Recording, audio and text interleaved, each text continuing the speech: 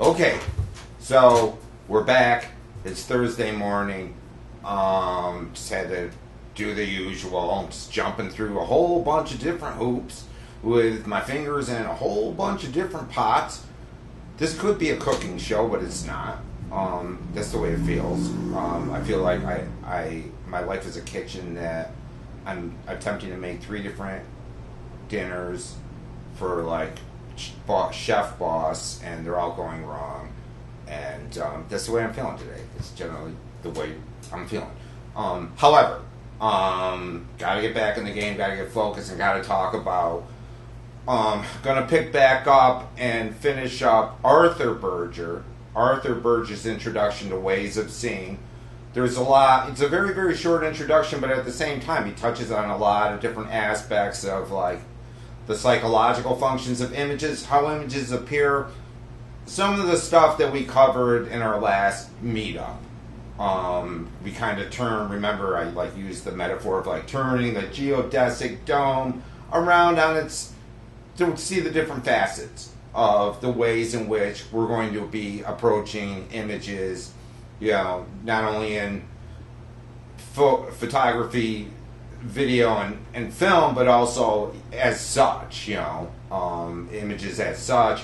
So we'll finish that up, and I may or may not start getting into John Berger's Ways of Seeing, depending on the time that we have, but we'll see how that goes. Anyway, as far as bullet points are concerned, going into the weekend and going into the next week, you should, A, watch the first episode of Ways of Seeing with John Berger. That link is up. I sent it to you as an email. I'll probably end up putting it on Blackboard also under resources. But that's on YouTube. Watch episode 1. It runs about a half hour, and that episode coincides with chapter 1 of the book. Chapter 1 of this book right here. Mine's got coffee stains on it, Ways of Seeing. And I tried to make it explicit. I sent a couple of different links to a couple of different PDF versions of the book, Il Libro, to you. But every single semester we start having these semantic, cognitive disconnects about the chapters, and the way the chapters are organized in the book. Although it is a very short book, I want to draw attention to the fact and accentuate the fact that there are 7 chapters in the book, all right, but only 4 of them consist of actual text, okay? The other 3 are chapters 2, which comes between chapters 1 and 3, chapters 4 and chapter 6, which are just pictures, all right? All they are is pictures, all right? Why did Berger do this, you may ask? Well, Buongiorno's going to tell you.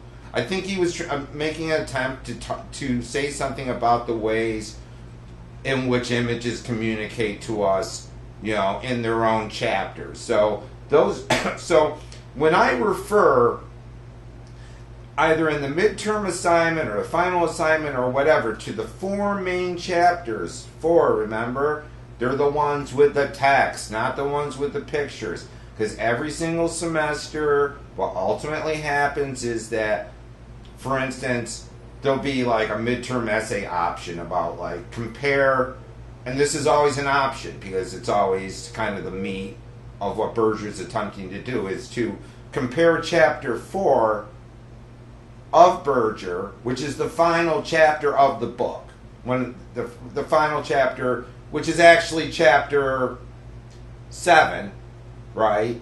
But we're talking about the 4 main chapters. So one of the midterm options is always compare chapter 4, make a comparative analysis with chapter 4 with one of the previous 3 chapters.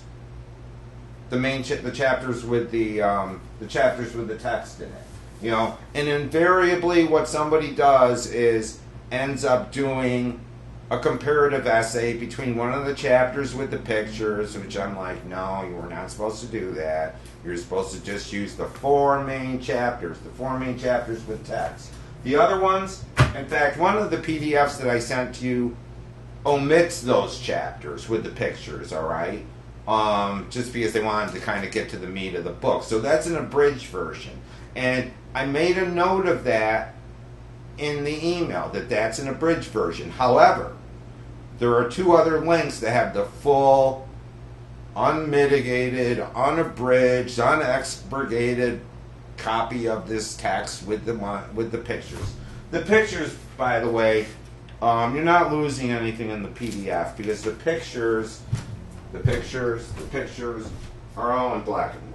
They're all in black and white, so there's no color version. But what you're ultimately going to probably want to end up doing is researching some of those famous paintings that he makes reference to if you decide to do an essay on Berger. Because within those midterm essay options, I always say, like, provide an example of a paint, or provide a couple, 3 examples of paintings that Berger speaks about in building your argument. In building your argument. So we're going to start getting into ways of seeing very soon. This is a painting by Monet. That's John Berger pointing to his eye for whatever reason. He's saying something about his eye.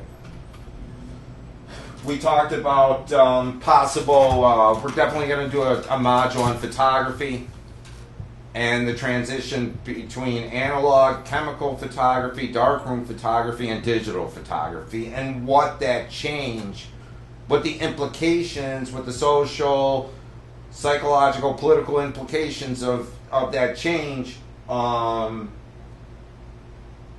address. We're going to probably get into film theory, all right?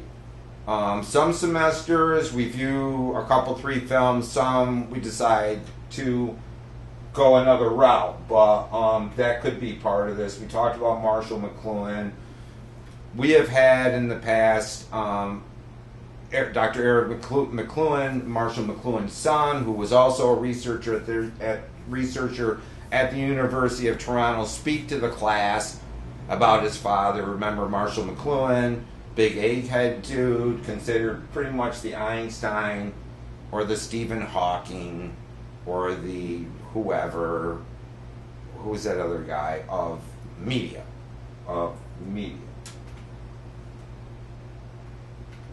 Let's get back to what we were talking about.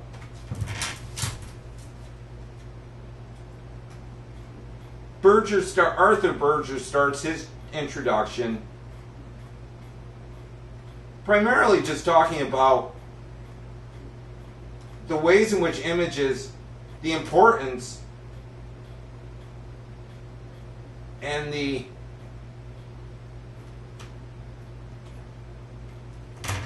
sheer magnitude of images and how they pervade our society, how our society is held together, for all intents and purposes, through images and images making technology, whether it be, whether it be phonetic alphabet or whether it be signs, billboards, television. That we are talking about the whole idea that a lot of researchers feel that 80% of the 80% of the data that we receive on any given day tends to be optical data, things that we see. That's primarily that has become the dominant sense in the ratio. Marshall McLuhan will talk a lot about the sense ratios, the ratios of, for instance, hearing to taste, smell, touch, the ways in which, every civilization has a certain ratio to these things. It's like, for instance, we go and see a movie and it's optical. However, a huge amount of our attention is diverted towards the sound, and sometimes unconsciously. And we'll talk a lot about the unconscious, today. We'll talk about this whole idea of the way that we take up certain percepts. You know, when I talk about percepts, I'm just talking about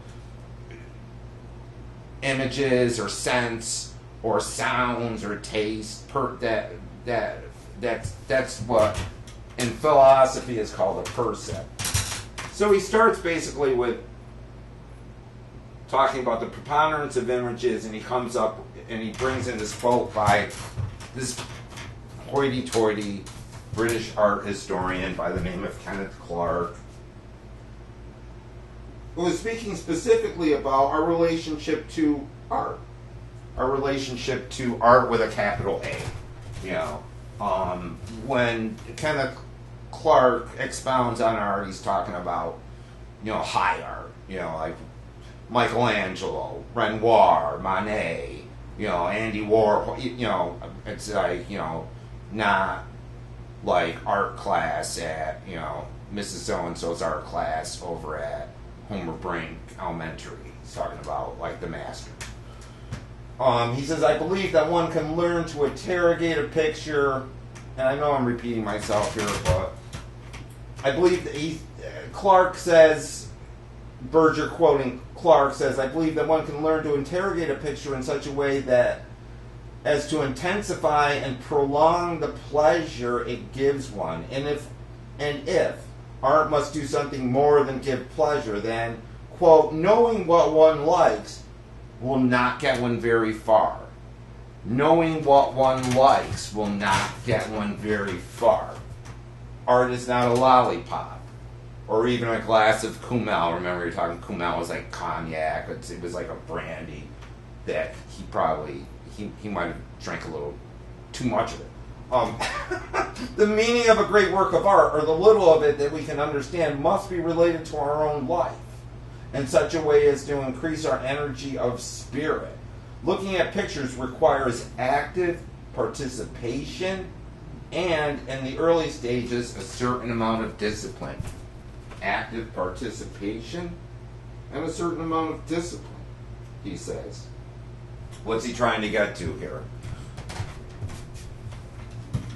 I think that for a lot of people that go to art galleries or like art in whatever way, and this is fine. You know, it's like the whole idea of like, I can't tell you like why I like something. I just like it. You know, that whole form of interpreting art is absolutely valid. However, you know, can we make a case that art as a form of cultural undertaking doesn't also include the idea that sometimes the more important art, the more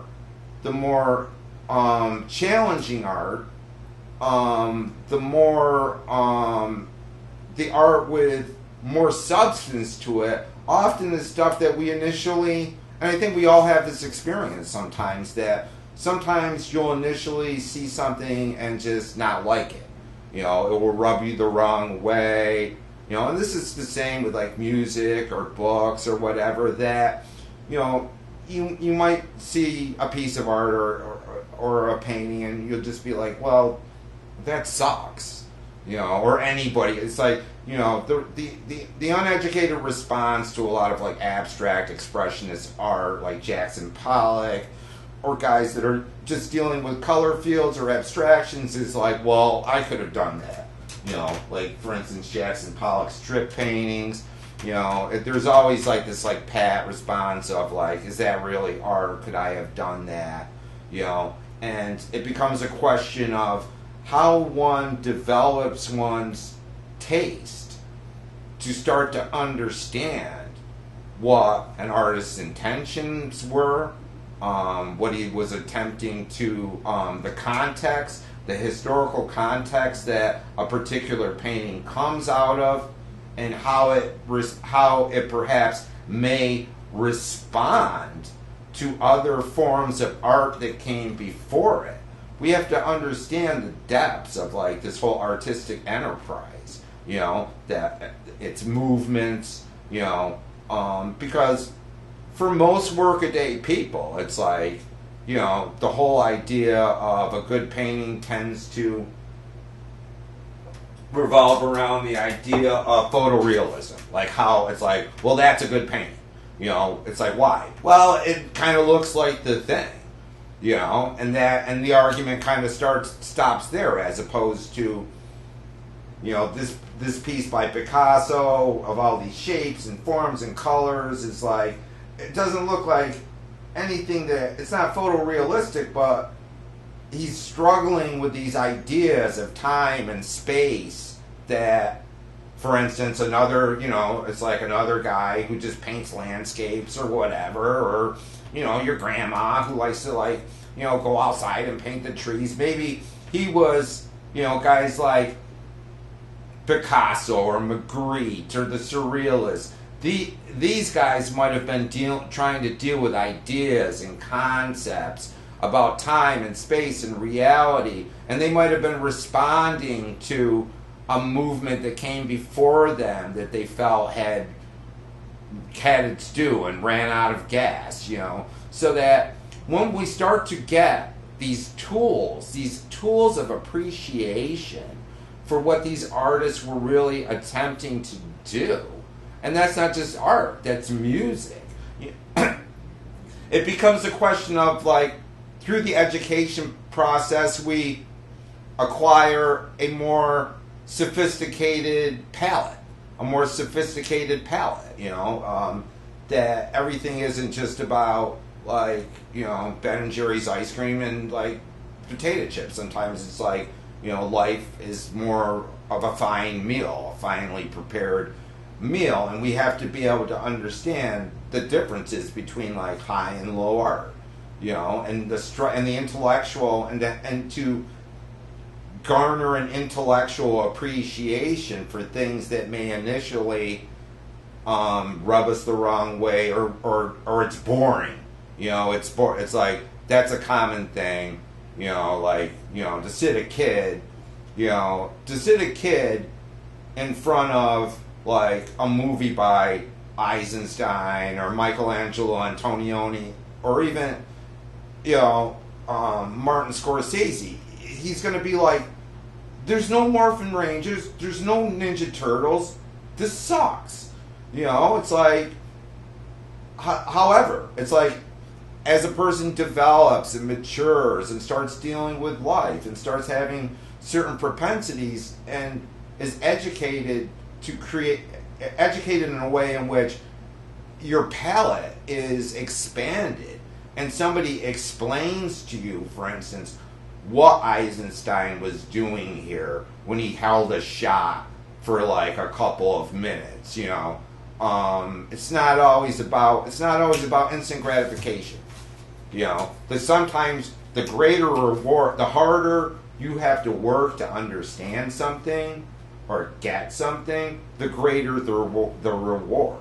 It's kind of like the whole idea of, like, a fine gem just doesn't come out, just out of nothing. It takes, like, thousands of years of pressure and compression to create some. It's like, hence, the whole idea of, like, the more energy that is put into something, maybe the more of a reward it is.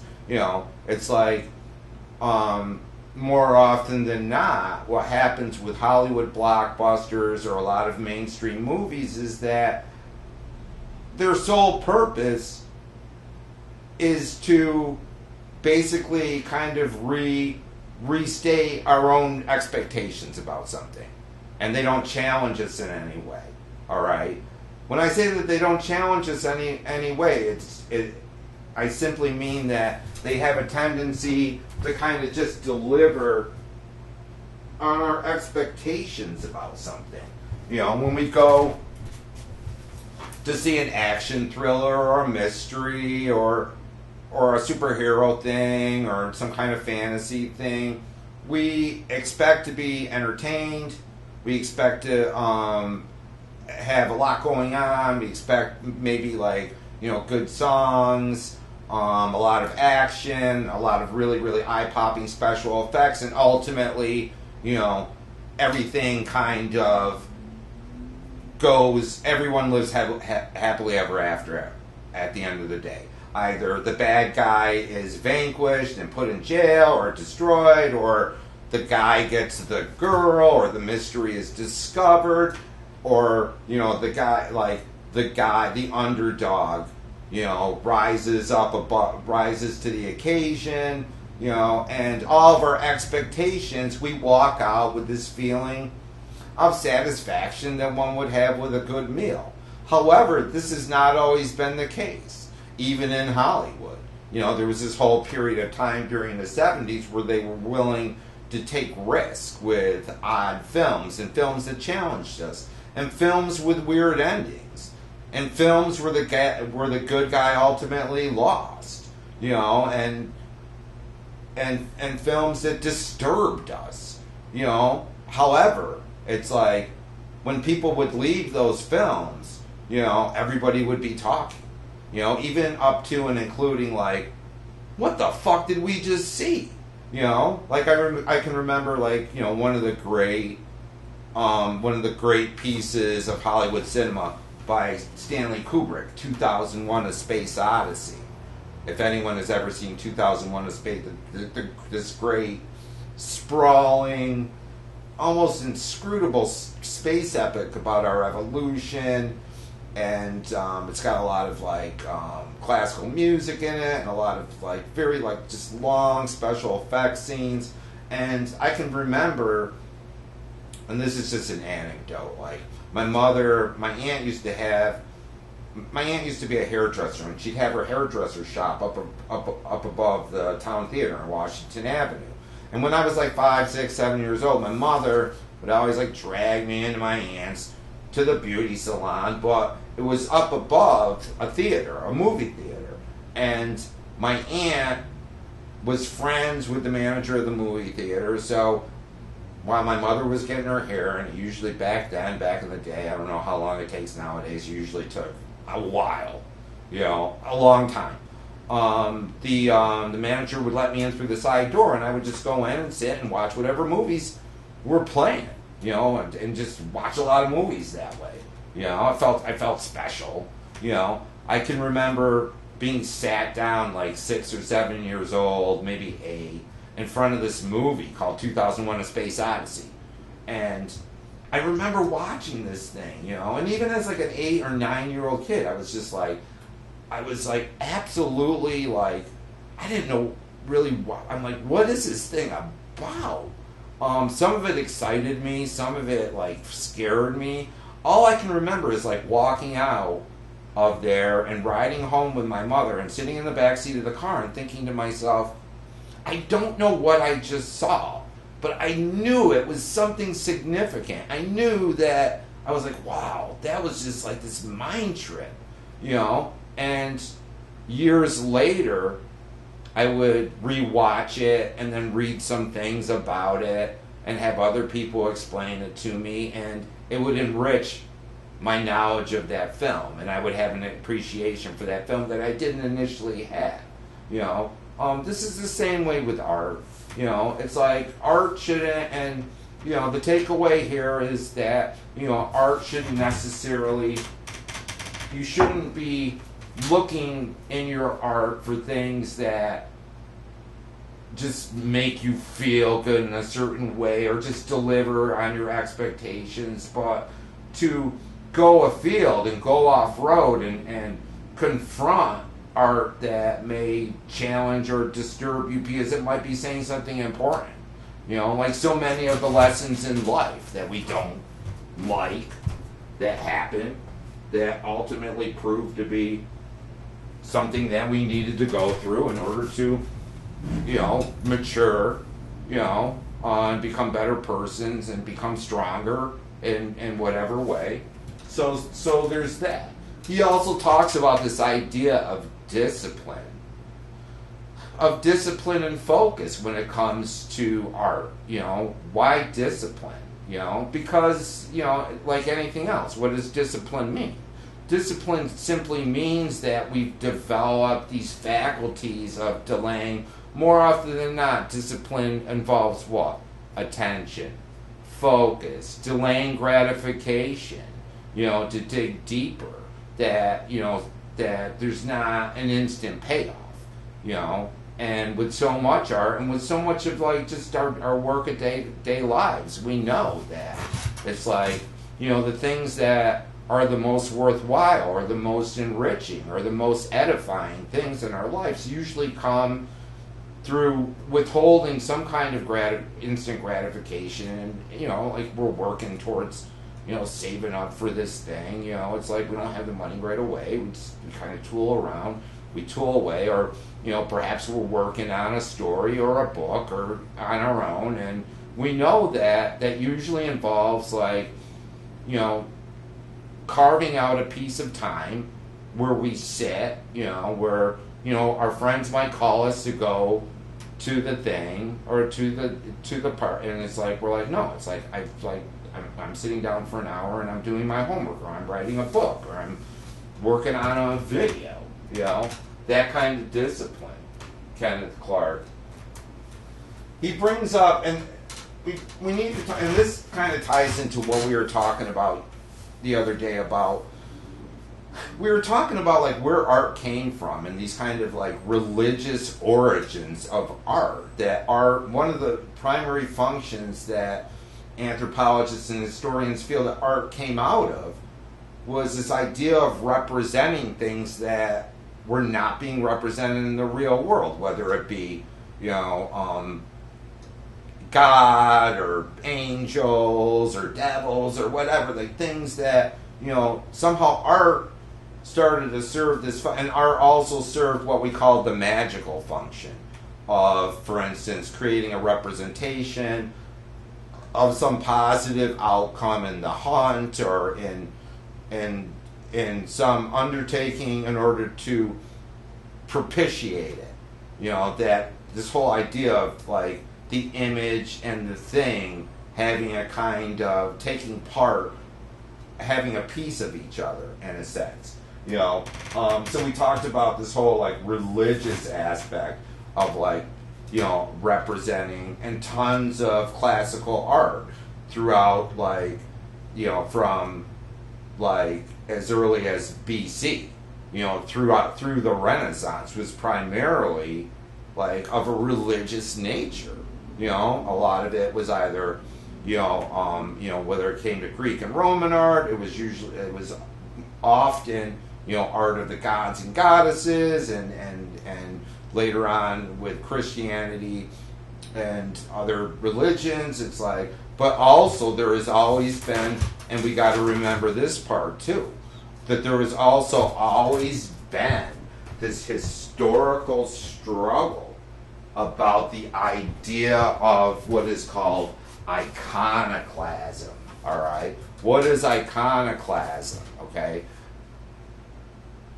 within every religion, all right, and this could be said very, very strongly in Islam. Islam has always been very, very strict on the idea that God or Allah or Muhammad or other things should not be represented pictorially, due to this philosophical idea that God is of such a nature and is so powerful and is so sacred that to represent sacred beings or ideas is sacrilegious, because it brings them down to earth.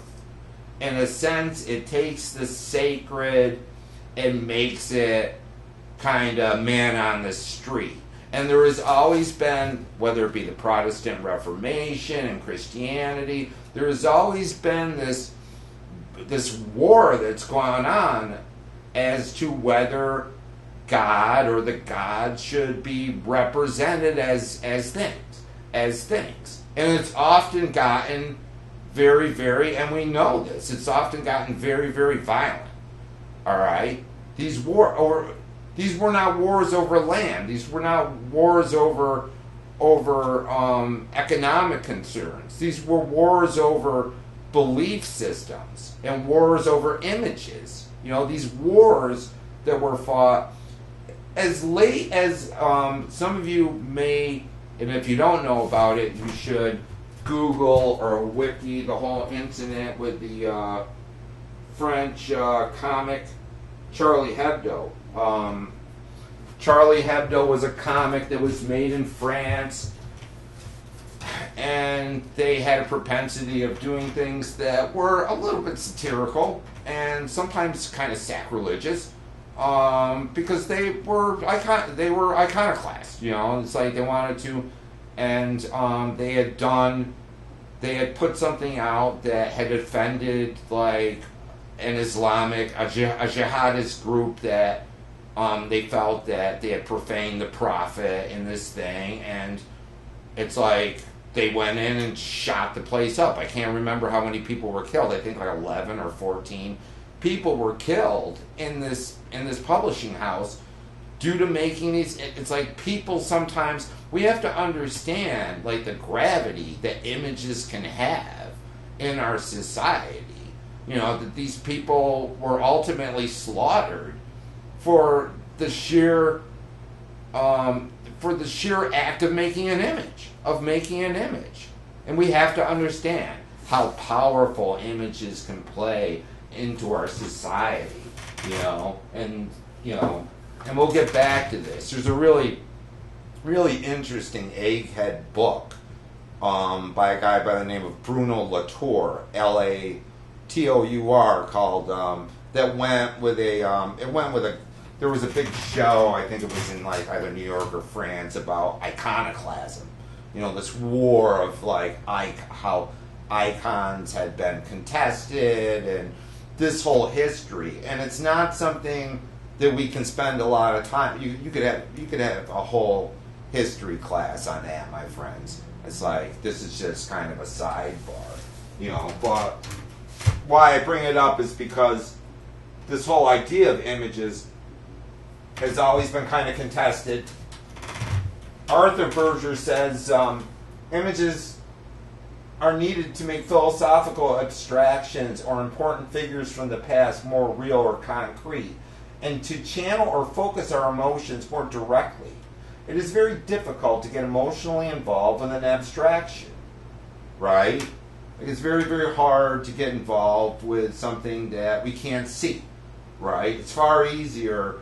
One can make a case that it's far easier to have a feeling of reverence, to engender feelings of sacred or symbolic or whatever our religious affiliation, if we have any, when we're in a church, sitting above this huge stained glass window of, whoever, St. Paul or whatever. Than it is, to just have an idea of it. So this idea of making abstractions real, so that we can get emotionally involved in it. And the same goes for like love. We fall in love. It's like, we see somebody and, from afar or whatever, we run into somebody and it's like, people's wheels start to turn. I kind of like the way that person looks. And then you could kind of, think of Romeo and Juliet.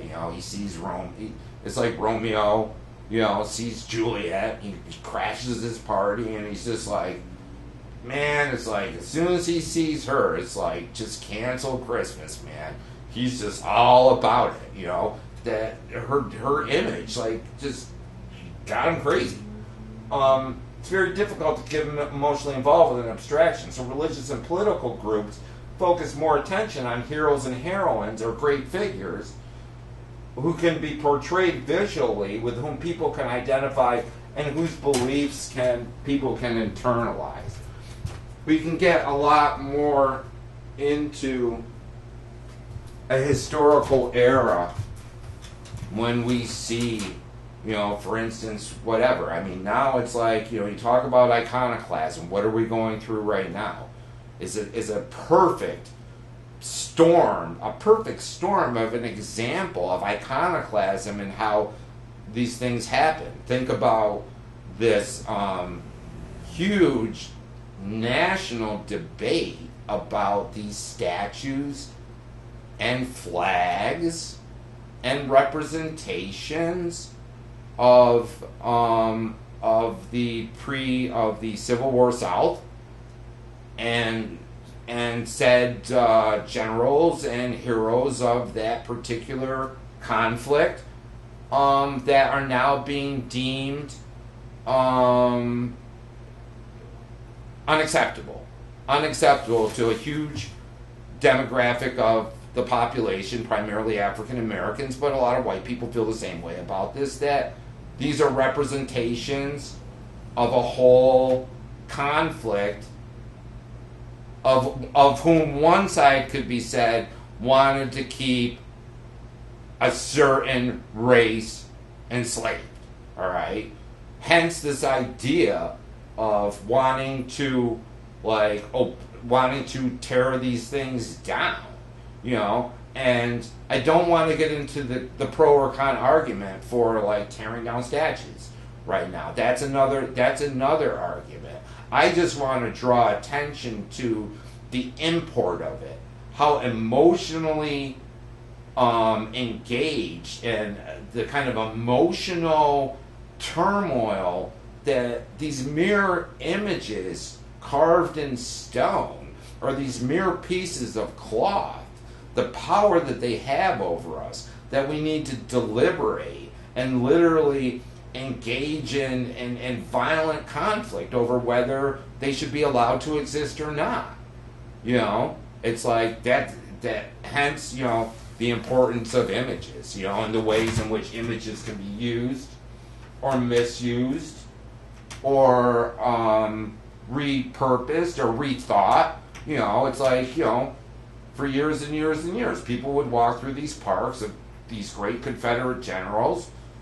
You know, I put great in quotation marks, great only meaning notable, that people walk through these parks without a care in the world, not even thinking twice, and probably not even looking at them that much, you know, but with an evolution of consciousness and the way that things have played out social politically in this country and other places, certain things that seemed innocuous at one time are no longer innocuous. You know, as we become more aware of things, that we start to have issues, you know, about, you know, whether we want to do this or not, or whether we want to have this, you know, and I think we even go through this as individuals. You know, it's like when we start to get, you know, trained about, you know, it's like, I remember back when I was in like college, a lot of guys like would have like, I'd walk into some guy's dorm room and he'd have like a poster up of some bikini girl, you know, or whatever, and it was like, it was totally accept at that time. It was even then. It's like it was like kind of like, well, you know, it was like women weren't into it, but at that time it was just like, it was like normal, and you know, with this evolution in ideas about objectification of women and all this stuff, it's like, you know, it's like, you know, you get out of those tender, you know, hormone raging years. You know, and you kind of think twice, you know, you get married or whatever, and you think twice about putting, like, you know, the centerfold up in your room, you know. It's just a question of raising awareness about what kind of images you display, you know, and there's also, you know, a certain amount of coercion around this, you know, a political correctness, you know, that says that you know, you shouldn't. He says, here he starts to talk about this idea, these distinctions one needs to make between like image and likeness. And this is kind of a heavy, he says, in his classic Guide to the Perplexed, the great medieval Jewish philosopher and sage Maimonides, AD 1135 to 1204, deals with images. He compares the image, Tzelem in Hebrew, with that of likeness, demut, and of form, in order to understand the meaning of the phrase in Genesis, let us make man in our own image. Remember, for any of you Bible people, The first chapter of Genesis is one in which we are told that God makes man in his own image. He makes Adam in his own image, all right? Maimonides wants to pick that apart. What does image mean in this context? Because image can mean a lot of different things. And what he will have to say is basically this. Image, zelam, in parentheses, and likeness, demu. People have thought that in the Hebrew language, image denotes the shape and configuration of a thing. This supposition led them to the pure doctrine of the corporeality of God, on account of his saying, "Let us make man in our own image, after our likeness." For they thought that God has a man's form. I mean his shape and configuration. The pure doctrine of the corporeality of God was a necessary consequence to be accepted by them. All right? What is he trying to say here in this egghead thing? In this, very, very complicated, paragraph? Berger will explain. As Maimonides explains a few paragraphs later, and I am greatly simplifying his argument, Berger says, the statement, "Let us make man in our image," refers to God's form, not his or her, God's form, not his or her visual image. And form involves intellectual apprehension, not shape and configuration, as Maimonides defines them. What's he trying to say here, kiddies? All he's saying here is this. There's always this tendency, what's going on here? There's always this tendency, and in the movies, it becomes a kind of staple that, when you have some kind of fantasy where people go to heaven and there's God, God usually takes the shape of this old guy on this big golden throne with this big hair. He kind of looks like some cleaned up version of Jerry Garcia on this big thing with this long beard. Long beards have become fat. He's come back into fashion, considering how the beard, how guys got the beards going on again now. They all kind of look like these presidents from the early 19th century. But what Berger's trying to say is that Maimonides is saying that that's what we call an anthropomorphic God, where we take something that we understand and we project it onto that thing. And that what the Bible might really be saying is that God in his intellect, God in his overarching omniscience, that is the form that is given to us. That God does not exist as this wizened old man on a throne, but then when he says that God is made in our own image, that our minds and our consciousness and essentially our souls are made in that image. So he wants to make this distinction. And these kind of distinctions will drive these wars of icons versus no icons, for thousands of years. Charlie Hebdo, all this stuff about should God be depicted or not, and what are the arguments for or against. Let us make man in our image after our likeness. This is a famous, the touching hands of Michelangelo's God creating Adam. Berger goes on to talk about the power of imagination, the ways in which we need to make this distinction, that image and imagination as terms are linked due to the fact that images come out of this dynamic process of being able to imagine things and creativity, right? That one is deemed more or less creative depending on what type of images one can sum up, But it's not just about artists, it's about everybody. I would definitely argue that, if you are working in any kind of capacity, in anything that, for instance, you have to communicate ideas to somebody, whether you be in politics, whether you be in advertising, whatever it is, to have good people skills and to be able to like sell an idea or sell a concept or sell yourself. A lot of times you need to be creative in the kind of images that you evoke to sell your thing. That it's like, and that, so it's not only artists that need to, it's not only artists that have this monopoly on creativity. We all have it to some degree or another. It's like, woe is me. I always kind of furrow my brow. Bongiorno furrows his brow when somebody comes to him and says, I have no creativity at all. I'm not creative at all. And it's always just an issue of, more often than not, it's just an issue of just being in the wrong place at the wrong time. And I think everybody has, everybody can be creative, to one way or another. It's just getting rid of the blockage, and sometimes it just has to do with just, not understanding it, not liking it, not wanting to do it, but I know people, I have friends and acquaintances that dropped out of high school that found their creative. I have a friend who's an auto mechanic who paints. He loves painting, loves working on painting. It's like, everything else in his life is just about like just being a dude.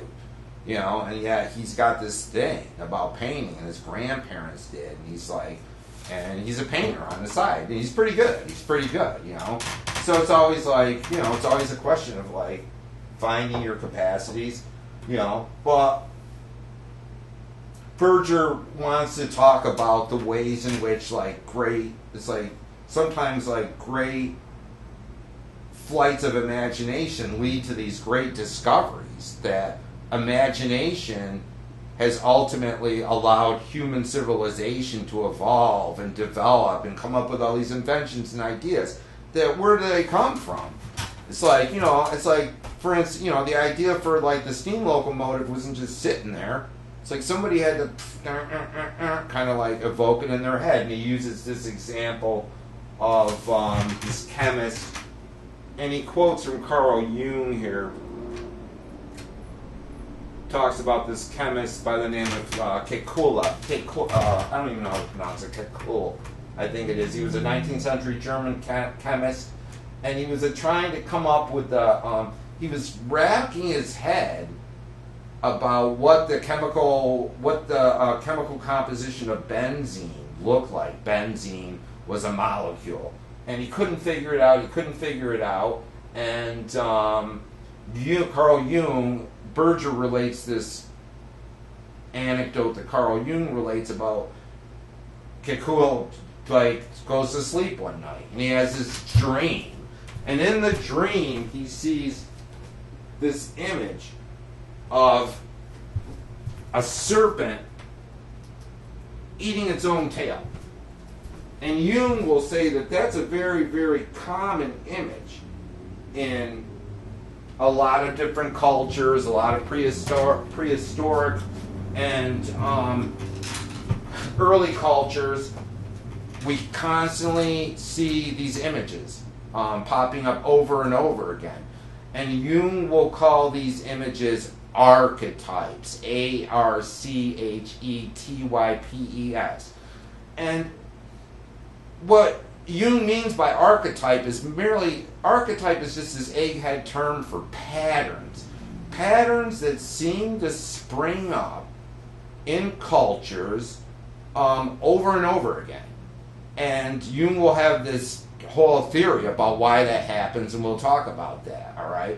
But but the Greeks called it the Ouroboros for some reason, and it represented the universe, the serpent, the wheel of the universe. It always is spinning and chasing itself. And Kekul would have this dream, and then he would be like, and he would wake up and he would be like, voila, I know what benzene looks like now. It's a ring, he says. It's a ring. Hence, Berger just wants to draw attention to the idea that it's like a lot of times it's like things that get worked out in the world of science, in the world of engineering, in the world of, whatever. Not just artistic, comes about due to images. Coming, us kind of stumbling upon something, imagining something, and making it real, or connecting the dots in some way. And we talked about, and he'll get more into, and we had already talked about Sigmund Freud and Carl Jung, and Berger will have a lot to say about both of them. And we'll have to talk about this whole idea of the psychological component of images, how images are looked at psychologically, how images are interpreted psychologically, how they are defined psychologically, and how images are being used even to this day as therapeutic tools to help people cope with everything from mental illness to working through things. There's this huge industry, and a lot of people get into this. I know a lot of people that are working in the field now of art therapy, of taking mentally disturbed or mentally disabled people or children and working through, and we'll talk more about this, and this working through their problems by letting them do art. And there's something about it. There's something about this act of creativity, whether it be painting, drawing, music, working in pottery, clay, that seems to heal the wounds, the slings and arrows that get hurled at us, for whatever reason. The art seems to have this therapeutic quality to it. The neurologist and founder of psychoanalysis, Sigmund Freud, we've already talked about, in an early formulation, describes this whole idea of the psyche. What's the psyche? All right. For all intents and purposes, the psyche is our psychic life. The things that make up our identity in our psychological landscape, whether we're asleep or whether we're awake, that all these thoughts and ideas, including our thoughts about ourselves, the way we see ourselves in this grand drama, have to do with the psyche. All right, and that's a term for it. That part of the human being that is we know it's our lives. Our psyche is our life script. It's how we know who we are. It's how I can go to bed on a given night being so and so with a certain life and a certain job, and wake up the next day and remember, I'm so and so. I have this, I gotta go do this. Usually it's something unpleasant. When Bongiorno wakes up in the morning, his life script usually involves a lot of unpleasantness. So this idea of the psyche as being, but he'll talk about these different parts of the psyche, how it's divided, and he'll talk about, he'll look at the psyche in a kind of spatial way, and he'll say that, and this is how both Freud and Jung will come up with this idea of the unconscious, and they'll look at it like this.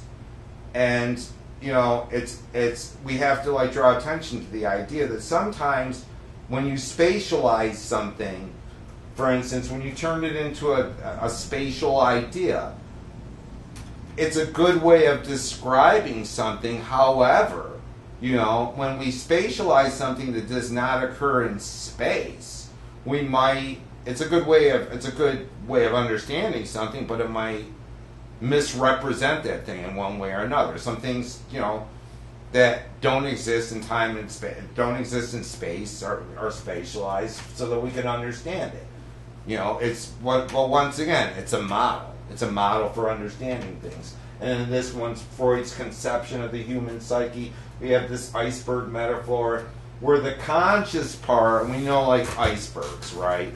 They say that 80 to 90% of an iceberg's mass is what? Submerged below the water. Submerged below the water. So that, Freud will contend that that our workaday lives, the things that we're actually conscious of, for instance, like me just being conscious of delivering this lecture right now in this time and place and trying to get it done in a certain period of time because I got to go to an appointment. All that stuff, all that like workaday stuff is up here. But that he'll say that there is this part, like a sliver underneath that he'll call the pre-conscious. And the pre-conscious, he'll say, is just kind of like this holding area for stuff that is on the back. We can almost look at it in the, think of the metaphor like putting stuff on the back burner, right? Like certain things we're just not concerned with at the moment, but they're kind of hovering around, for instance, something that we have to do that we don't want to do, or something that happened the night before that we just can't, we can't deal with at that time, this stuff that kind of form. And then he'll say that there's the biggest part of it is all this stuff underneath the surface, which he'll call the unconscious. The unconscious, all right? Now, the unconscious, we have to understand, exists in this paradox, all right? For anybody with like half a brain, it's not stuff that occurs in consciousness. And one has to pose the question about Freud and Jung and all these early European psychological eggheads. It's like, because the unconscious is something that in all psychology is pretty much cut and dried, that we do not have direct access to the unconscious. Hence it's unconscious. We're not conscious of it. All right? It's like, so it always begs the question, how the hell did we ever discover whether there was an unconscious in if something's unconscious? It's kind of like the whole Matrix thing. If you're in the Matrix, how would you know? Or if something was unconscious, by definition, then you wouldn't be conscious of it. How did you guys figure it out? And that's a very long story, all right? That's very complicated. But ultimately, they came up with this conception of the unconscious due to dealing with patients on a day-to-day matter. Both of them were psychiatric clinicians dealing with people with a lot of problems. And they started working with they started basically doing the equivalent of, dare I use the metaphor, they started throwing shit at the wall to see what stuck. That's basically what they did. And they started to work, ultimately, at the same time, there was this big trend going on with like hypnosis. People were learning how to hypnotize people. And that was another road into the unconscious. People started to realize, hey, wait a minute. It's like, I can put a person in a state where I can actually like go and put a person in a state where things that they have totally forgotten about all of a sudden come back, like spring back up to life, like a Cinderella pop-up book or Rumpelstiltskin or whatever. It springs back to life, due to the fact that I put them in this kind of twilight state. So they're getting access to something. There's something, and there's a lot going on in there, we find out. There was a lot going on in there. And they would start working with patients through hypnosis to remember things that had happened to them, because they were starting to develop this idea that some of the stuff, what they would call neuroses and psychoses and things that were very, very debilitating to human beings, or just made them crazy, or literally made them dysfunctional, had to do with, it's like they were seeing like people like, there was this whole model of like the idea that, well, this guy is acting this way because there's obviously something wrong with their brain, right? But more and more, the more and more research they kept on doing, they were just like, well, wait a minute, we can't see anything wrong with this guy's brain. There's got to be something else going on here to make this guy, think that he's a chicken, or to make this guy want to go and kill everybody. There's got to be something else going on here other than some physical damage to the brain or something going on, which led them to this idea that the human psyche was like any other thing, that if you did enough damage to it, and it went down into the unconscious, it could make the person sick. It could make the person sick. So that they were sold on this, so they had this model, and it was a very, very viable model, and it was very effective, that was predicated on this idea that if we can locate, if we can take these people back to these things that happened to them, that were wounds of one kind or another, that they may or may not have even recognized as being wounds at the time they were wounded, and we bring them back into their conscious life and have them and essentially bring them out in the light of day. It's like they can confront them on the conscious level, and they may be able to like learn how to either live with this thing, get over this thing, deal with it in a rational manner, and move on and be healed. Hence the whole idea of like making the unconscious conscious as a therapeutic like model, you know. And that was a thing, all right. Along with this model of conscious, preconscious, and unconscious, there was also for Freud and Jung also this kind of tripartite, threefold model, a kind of threefold model of the psyche that had to do, once again, it wasn't conscious, preconscious, unconscious. It had to do with the ways in which those different elements like had interplayed with each other, and they would call them the id, the ego, and the superego. All right, and we have to explain this. All right, for Freud and Jung, everybody had these. Everybody had an id. Everybody has an ego. Everybody has a superego. They're parts of us. They're like different people in our chorus, you know, kind of like if you had a company, if the person was a company, these are the three guys like running, like working in the company, all right, or women, all right. We'll get into that too, how they saw like the psyche being like the male psyche being feminine. It's like, but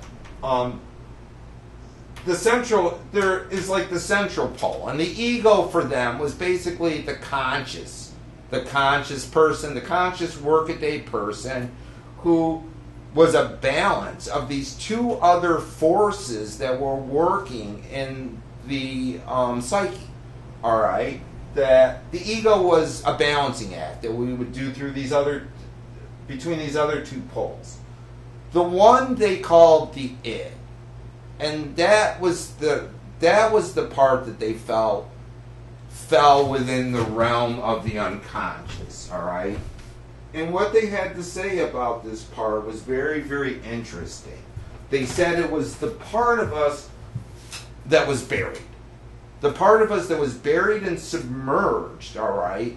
And that in order for us to function, we needed to keep it submerged, because it was that part of us that was both left over from primitive times. It was that part of our psyche that was like kind of this leftover part when, for instance, we were fighting to stay alive, or when we had to fight, you know, and you know, the mating drive, and all these sexual instincts that allowed us to survive. All right, the id for them had, and all of Freudian psychology has this huge kind of sexual component. He feels that, you know, the sexual urges are some of our primary drives. They are some of the things that drive us, whether consciously or unconsciously, you know. But it won't just be about the need to engage in the act as much as like the life force, the need to, you know, one can almost look at this as like this kind of life force, but that the id needed to be submerged in civilized society, that we needed to keep that thing at a distance because it could be dark, it could be destructive, it could cause all kinds of problems, It was our drives. It was our impulses. You know, you talk about people with, you know, people that are driven, you know, to the point of doing bad things, or people with no impulse control.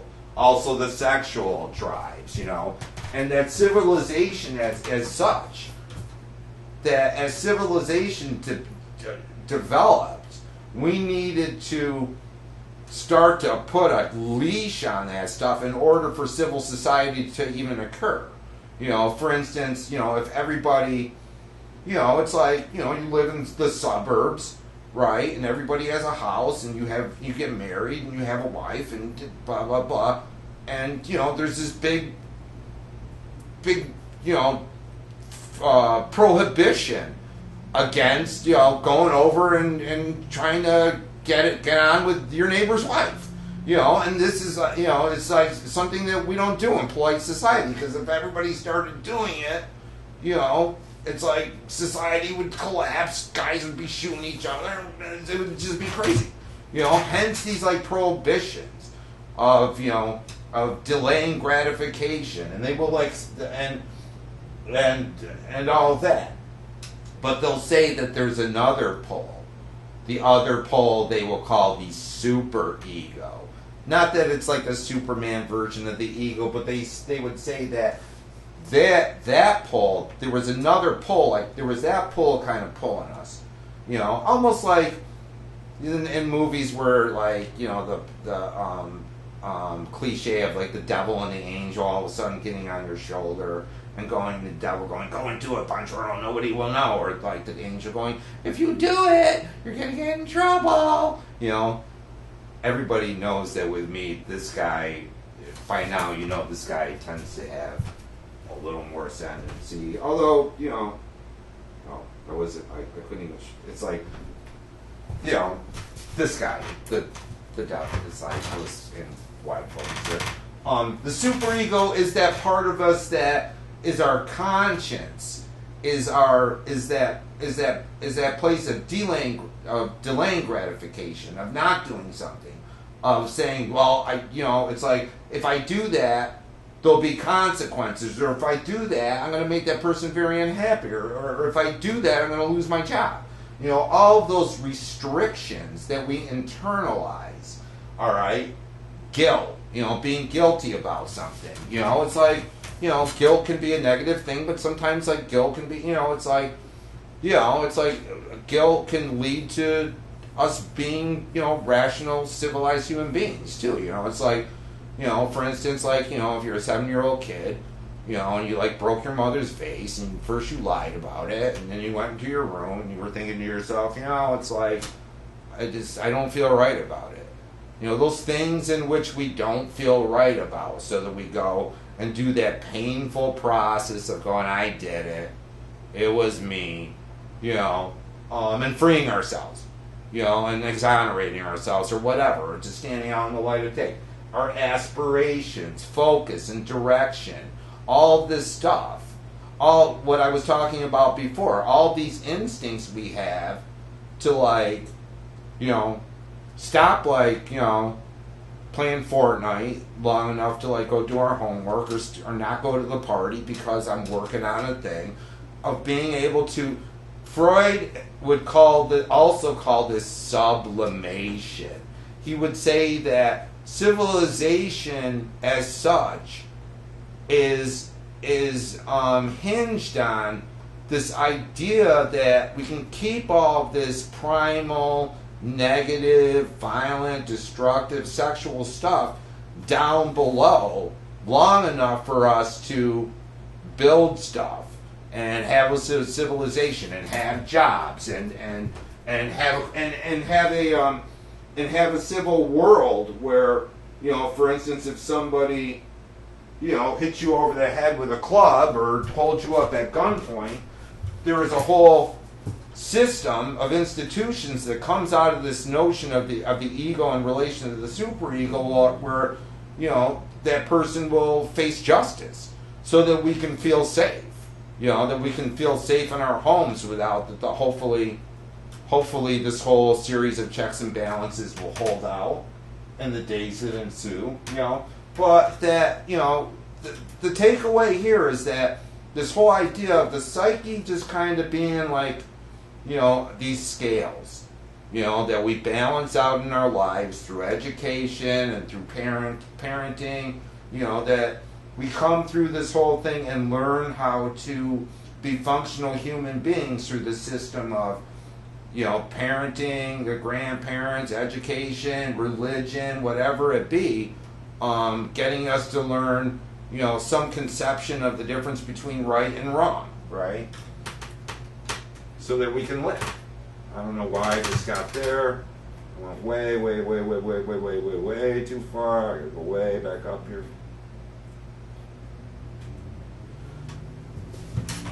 They have one other thing they have to say about this, and this is primarily a Jungian thing, and I think that we'll wrap it up with this. They'll say that there is this other dynamic going on in the psyche, and it has to do with this idea, and Jung was a big stickler for this.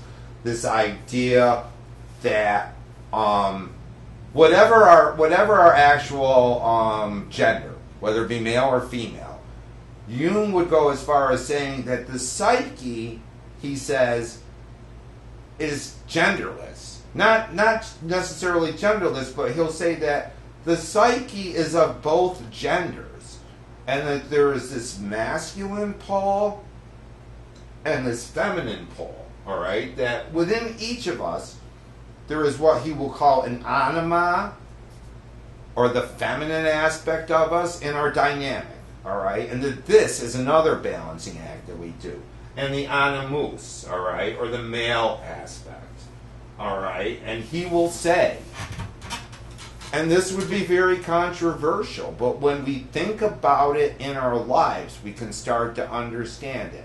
He'll say that females will have an animus just like men will have an anima, all right? The female psyche, the female will have a male component to her psyche, and the man will have a female component as well as a male component, that we both, and that, the origins of this dynamic can be, we can kind of unpack this as being due to the fact that more often than not, it's we're raised by, a male and a female, not always, but that there are these components within us that are always kind of, for instance, it's and we can see it in our own lives. It's what would the anima be? The anima is more of the emotional, nurturing, compassionate, maternal side, of the raising of the children, and of being, kind of, sensitive in an almost psychic way, and the animus being more of the guy that the part of us that goes out and is the breadwinner. It's I'm talking in these generalities here, not to offend anybody, or the aggressive part of us, or the part that kind of fends off people. It's kind of that bulldog part of us, that is or the guy part of us, the part of us that wants to go out and it's the animus that drives a guy out to want to go out onto a gridiron and tackle other guys chasing around a thing. All right, but then a lot of women want to do that too. Take for instance just a guy's guy, like a construction work, just take a guy's guy type. All right. And he's got 3 daughters, and the wife leaves, all right, for whatever reason. It's what does this man have to do? Ultimately, this man, in order to cope with the situation that he has been left with, will have to do what, my friends? He'll have to reach into that maternal side of him to be able to raise. And it doesn't have to just be daughters. It could be sons. That he needs to play the role of the mom now. And take care of that part too. And needs to access his maternal side. all right? So that, one could almost say that, and I don't think this is necessarily that controversial. I think that we can say that within each of us, there is this balance that goes on between the male and the female. These aspects of ourselves. And we see this playing out in everything from the transgender community to the LGBT community, that people come up and in this struggle for identity are playing with what is the correct balance of these two and trying to find the balance, in all of these different identity movements, that we could make a case that this anima and animus are in play, attempting to find the balance. All right, I need to call it a day on this. We are 1:15 in. Gonna finish it up when we get back together. This will be posted very soon, and I hope everybody is doing all right. If you have any questions, email me. And start watching Berger and read that chapter 1 on Berger. Thank you.